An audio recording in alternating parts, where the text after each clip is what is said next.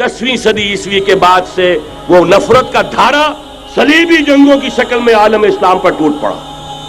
और उसके बाद हाल ही में जो फतह इन्होंने हासिल की, नोट कर लीजिए कि जहां तक प्रोटेस्टेंट मजहब का ताल्लुक है वो तो पहले से इनकी जेब में था।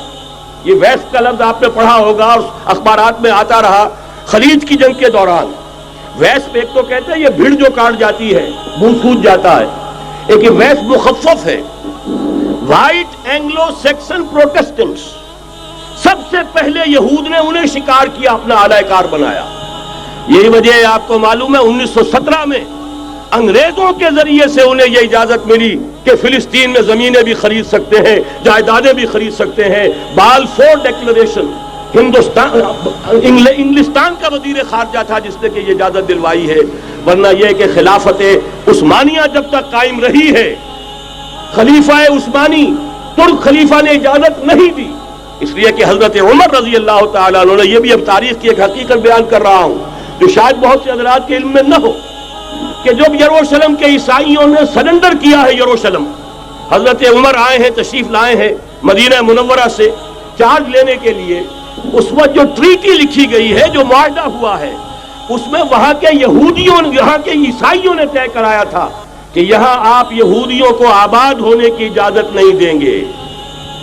यहूदी आ सकता है, ज़ियारत कर सकता है, अपने माते मुकद्दसा को आकर देख सकता है, यहां आबाद नहीं हो सकता। और ये कौन शर्त रख रहा है? ईसाई। उस वक्त तक ईसाइयों की दुश्मनी यहूदियों के साथ इस दर्जे में थी।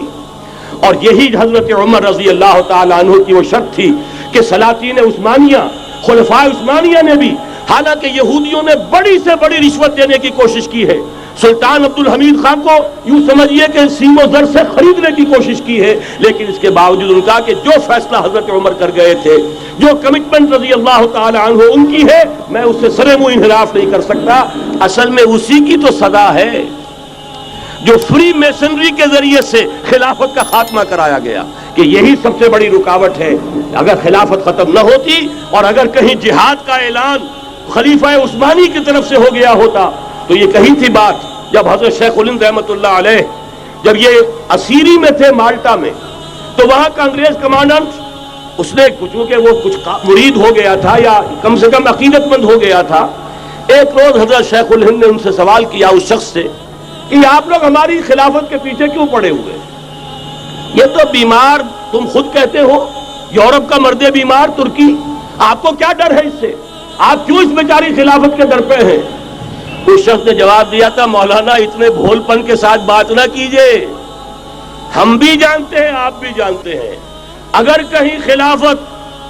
कहीं खिलाफत उस्मानिया की तरफ से जिहाद का ऐलान हो गया तो पूरे आलम इस्लाम से लाखों मुसलमान अपने सरों से कफन बांध कर निकल आएंगे। आज इस गए गुजरे दौर में भी इस कमजोर और यूं समझिए कि नाम नेहाद खिलाफत के अंदर इतनी जान है, इतनी ताकत, लिहाजा उसको खत्म किया गया। और खत्म कराया गया किन के जरिए से? वो जो मुसलमान कहलाते हैं थे फ्री मेसन, मुस्तफा कमाल पाशा फ्री मेसन, और उसके जरिए से इन्होंने सारे काम जो करवाए वो दर हकीकत अपनी साजिशों के जरिए से और मुसलमानों को इस्तेमाल करके करवाए। बहरहाल बात लंबी हो रही है।